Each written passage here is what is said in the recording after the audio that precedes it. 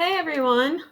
So, welcome back. In this lesson, we're going to be using graphing technology. So, that's a graphing calculator in order to quantify the relationship between two variables, right? So, X and Y, your independent and your dependent, as well as model some real world scenarios. So, you did a little bit of work with this first this past weekend on the Delta math assignment, as well as when we saw you in our last live class session where we did some modeling, right? And we were given some scenarios and we had to write an equation and solve for things, but we really didn't give you just like a bunch of numbers and that you had to come up with the equation. And so that is what we're going to be doing now. This is what we're going to focus on in this lesson is linear regression models. There's different linear models that we could come up with. And I want you to keep in mind as we move forward through this lesson that the data that we're working with won't necessarily be perfectly linear. That's why it's modeling, right? Like it's generally following a linear path. And this is something that we'll do in most of the units and topics and functions that we study this year, as well as like as you move forward. This is the most in-depth that we'll go with modeling, right? Like you'll expect it in future units, but we won't necessarily spend this many days and lessons and in class and videos and all of that in future units because the process will be very similar. You might just be modeling a quadratic or modeling an exponential function, right? But the process, like the big one right now is learning basically how do we use our calculator to help us do this. So hopefully you have your graphing calculator out. If you have a Chromebook, there is a graphing calculator add-on, which is linked. And there's also an app on your phone that you could download. I really, really strongly encourage you to get a graphing calculator. If you do not already have one, you're going to need it a lot throughout IB and throughout math in general. And I would suggest in not just high school, beyond that too. So I would suggest that you look into getting one. But for now, if you don't have one of the apps or the download on a Chromebook would be perfectly sufficient. I would not encourage you to use Desmos through this. It's not, we want to know how to do the calculator keystrokes. So with that being said, let's get started. Oh my goodness. Whoa, what just happened? Okay, so the scatter plot below shows the relationship between high school graduate rate in all 50 states and DC and the percent of residents who live below the poverty line. Which is defined as below an income of $23,050 for a family of four in 2012.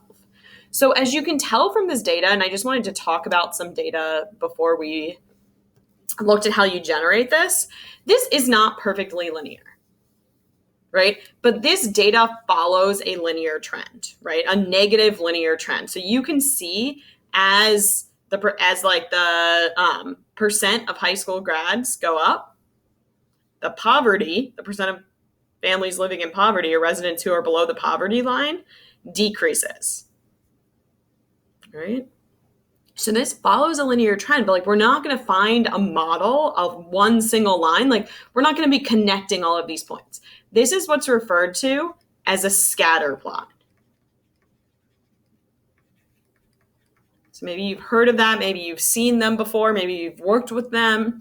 And so this is a scatter plot, like the points are scattered all over. This data is not a function. This is data. And if you notice things like, I can see the scale here. That's really important, right? I can see the scale here. I know what it's talking about. It's not just sticking like an 18 here or assuming something.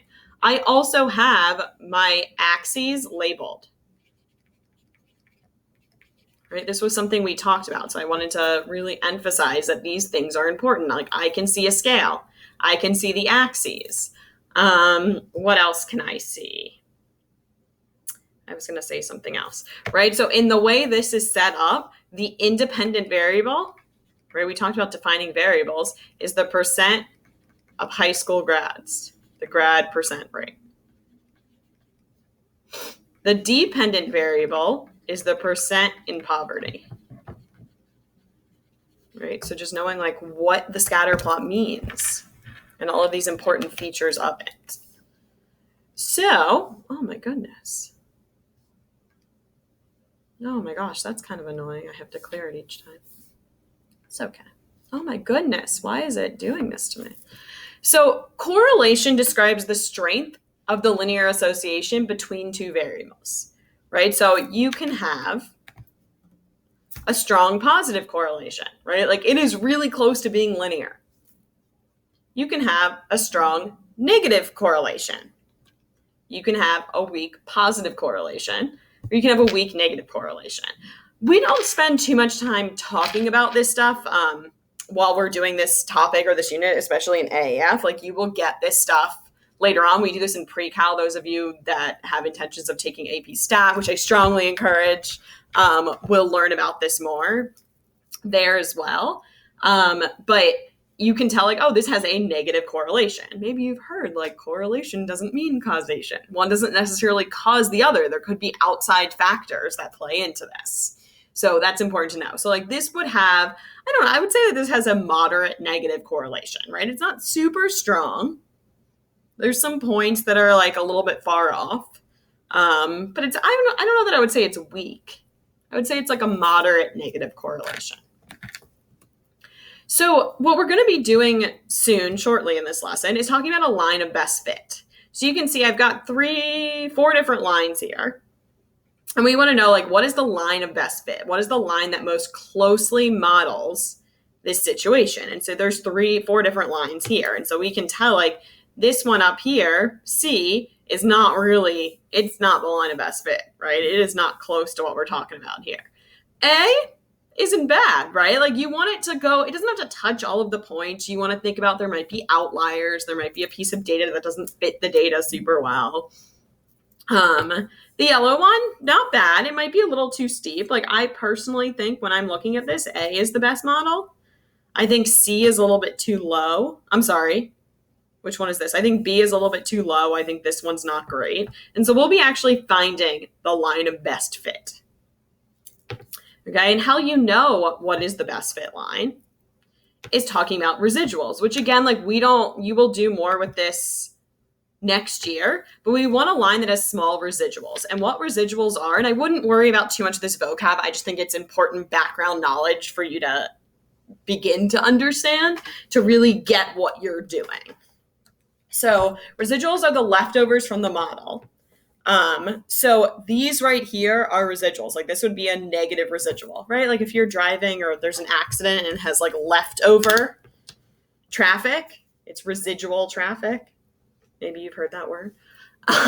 Residual is the difference between the observed value and the predicted value. So a predicted value is going to come from the line of best fit. Right? That's what a prediction is. The observed value is the one that actually happened.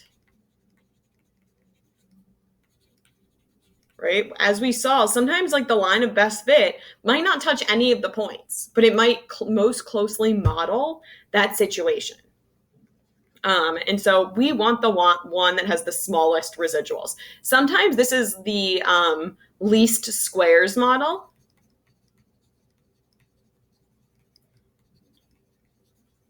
If you want to look that up, go for it. I'm not going to spend too much time talking about that, but like literally we want the smallest squares that would be created. So if I like created squares, these are really squares. I'm not good at drawing these. I want the model that has like the smallest area of squares. That's terrible, my drawing. That one looks like a flag. So let's see. We're going to learn 2 different ways to create lines of best fit. So there's 2 linear models that we're going to be talking about. One of them is the linear regression model. The calculator uses all of the data points that we're given to calculate the slope. It's quick. We like that. But sometimes extreme outliers, something that's really far, right? Like there could be something that caused it, and you guys will be doing some work with this as in the next week or so. Extreme outliers can skew the slope, right? It can skew the model that we have. And we really can't show our math. Our calculator is doing all of the work. We really can't show it.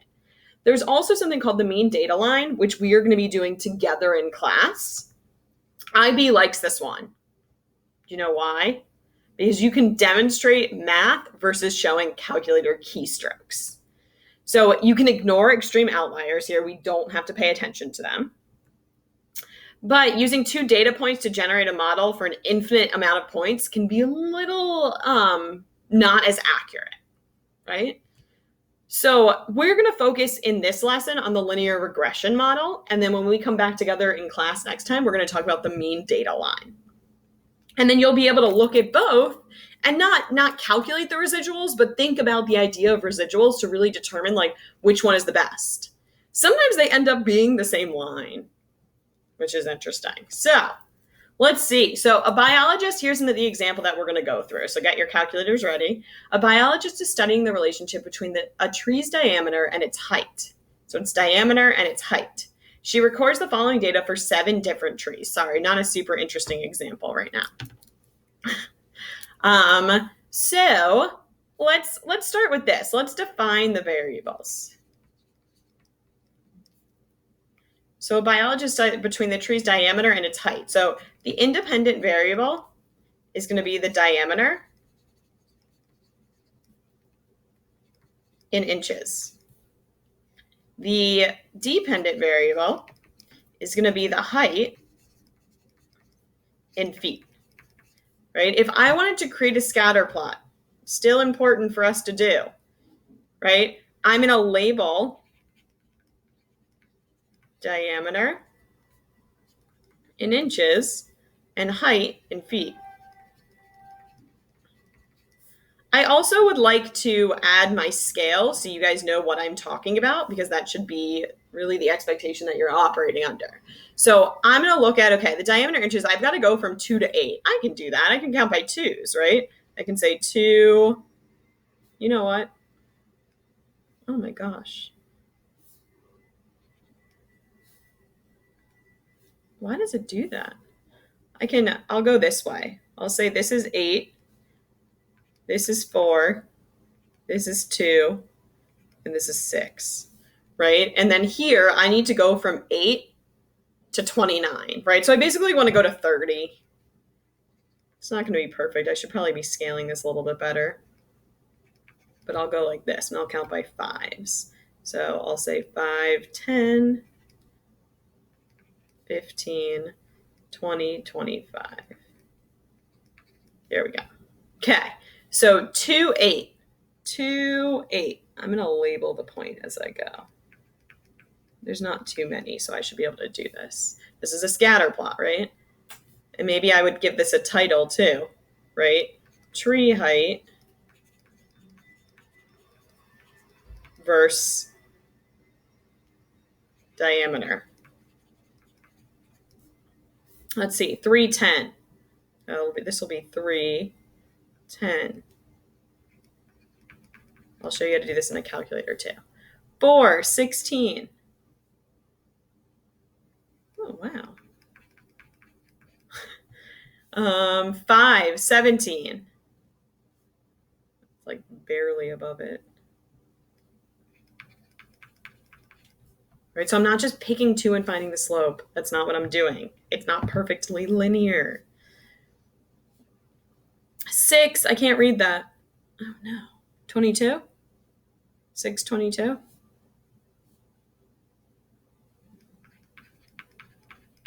And 829. No, 720. I forgot 720. And then 829. Right, so there's my hand-made scatter plot. I'm going to show you how we can do this in our calculators as well. So if your calculator is like wonky when you turn it on, go ahead and clear it. And you can do that by doing second plus 712. Okay, so in order to enter the data, I'm going to go ahead to right here where it says stat, push stat, and then enter. I'm going to enter in L1 all of my independent variables, all my independent values. So 2, 3, 4, 5, 6, 7, and 8. I'm going to then arrow to the right, and I'm going to enter all of my dependent variables. 8 values. Sorry, not variables, values. 16, 17, 22, and 29. Oh, no, 20 and 29. So you want to make sure you have the same numbers, the same amount of numbers in list 1 and list 2, and be careful with these. Okay? Practice these keystrokes because these are things that like I can't tell you how to do at a later time. Like these aren't ones that you want to have to look up. Like you want these to be second nature, and that comes with practice. So now that I've got those, great. I'm not going to find my line yet. I'm going to show you how we can get this scatter plot. So I'm going to go ahead and push second y equals. I don't have an equation yet. Second y equals, so it says stat plot. Second y equals, and you can see I have like a bunch of plots here, and it says off. I'm going to go ahead and turn it on. So I'm going to push enter, and then I can pick what I want, and maybe these look familiar to you. Oh, the first one's a scatter plot. This I'd be connecting them all. Right? Oh, look, box and whisker. Oh, I have a histogram. Right? And you can see I want my X list to be L1, my Y list to be L2. I can pick how I want it to be marked. I'll go with this. And I mean, for mine, I can pick the color. That's kind of cool, isn't it? I don't know how you do that, but ooh, those aren't fun. Yellow. And then I'm going to go ahead and push, instead of pushing graph, because I'm not really graphing it, I'm going to push zoom. And then it says number 9 says stat. So I'm going to push number 9. Oh, bad color. You can't see that. Let me change the color. Yellow is my favorite color, and so I figured why not, but that was probably a poor choice. I'll do green. Zoom 9 again. So you can see my scatter plot, right? Pretty cool. Okay, so that's how we get a scatter plot.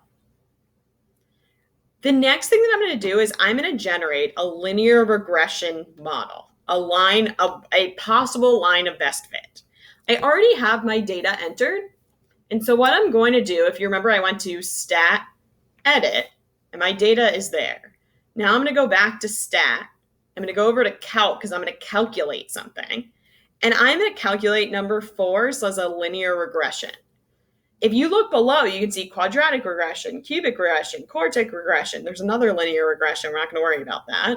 LN reg. These are things, and this is why I'm saying I'm going through it in depth right now, but as you move forward, the process is the same, right? If you have something that's modeled by a quadratic, you do the same process, okay? So I'm going to go down to number 4. I'm going to push enter, and then it gives me a few things here. I'm going to use X. I'm going to use, that's what I want for Y, L1, L2. I don't care about a frequency list. I didn't use one. I do want to store this somewhere, okay? So I'm going to store it. I'm going to go to stat.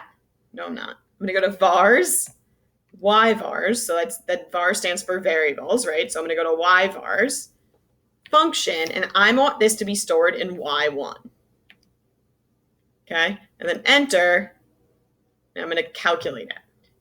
And there is my model, right? So I just got a linear, I'll pull it back up in a second, regression model.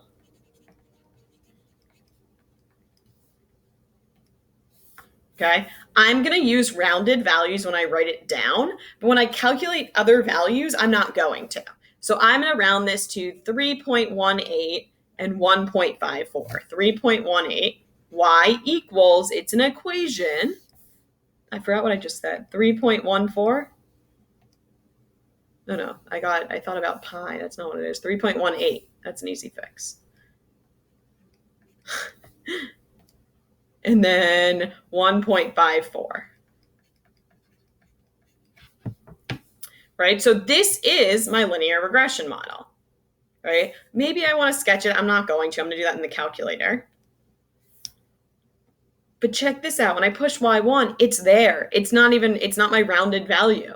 So I wrote down my rounded value, but I'm not going to calculate anything with a rounded value. And then when I go back to zoom 9, it graphs it. And that is a line of best fit for this. This is what my linear regression model is. So you can see like it almost hits that point. These are all pretty close, right? This one's a little farther, but it's all pretty close. We're not going to find those residuals. You can. You're more than welcome to look it up if you would like. We're not going to worry about it.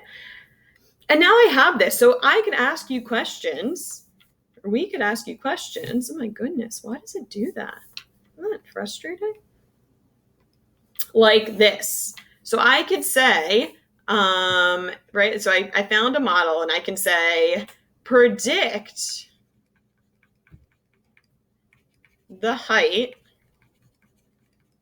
with a diameter of 23 inches. And what you're really doing here is, okay, 23 inches for a diameter is my independent variable. So I'm really finding f of 23, right? So I'm going to show my plugin, but then I can do the rest in my calculator, right? I don't need to, this is where the calculator comes in, use it. Right, so I'm going to show that plugin or that setup, but what I can do is I can go ahead to second graph and I could look at the table of values and I could go down to 23.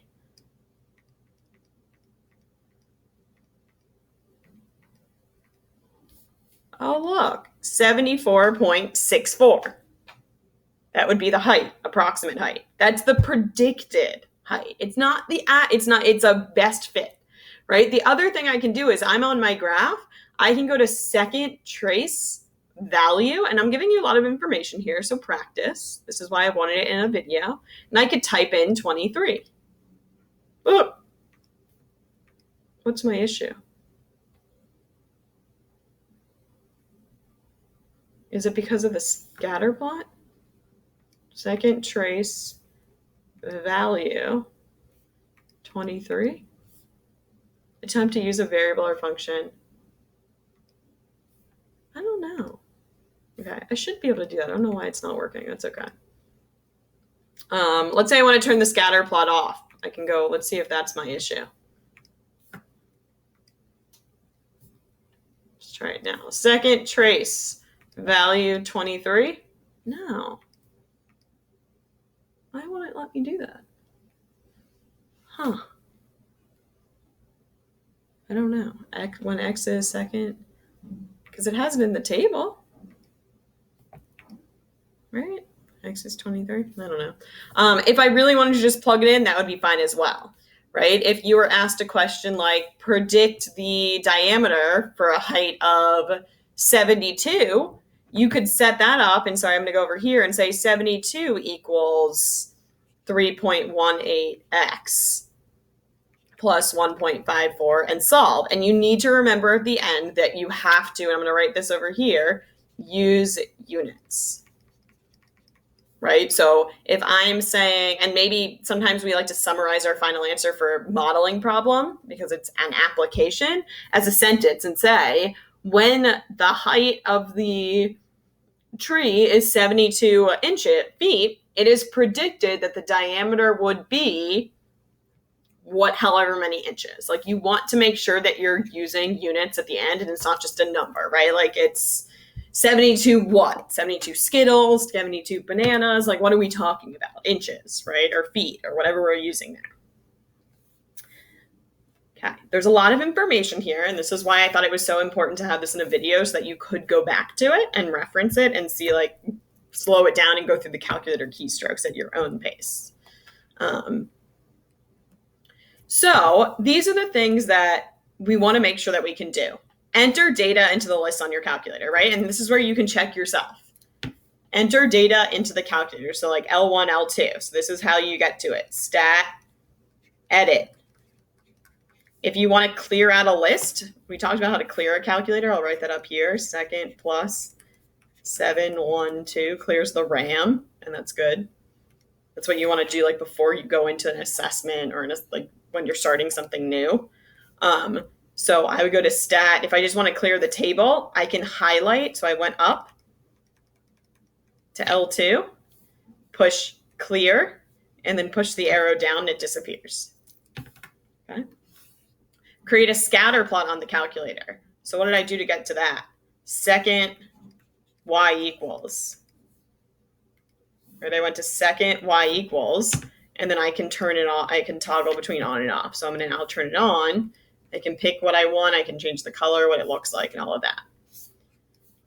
Create a scatter plot by hand. So this is not on a calculator, right? So this is what's important here, right? So label axes, scale, points, right? So be clear here. For the most part, when we're dealing with this, I only was dealing with quadrant 1. Generate a linear regression model. So after I have that data in there, going to stat, arrow over to calc, and number 4. Stat after, so you've got to do this first. Enter data first.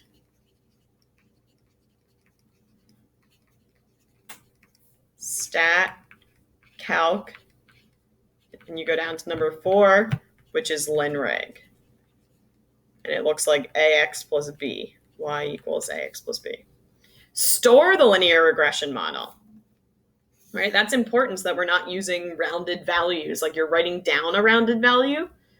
So when you go to stat, calc, 4, and you go to store, you're going to go to vars, yvars, function, y1, or wherever you want to store it. Whoa, that got really big. Whoa, that got really, really big. So what was it? Oh my goodness, why is it not getting smaller? So you're going to go to vars, yvars, and the number 1, which is function, and the number 1, which has y1. And then use the model, right? So you can go to second graph, or for these, a lot of them you can just solve by hand, right? And you want to be sure that you're showing your setup and you're using units to summarize.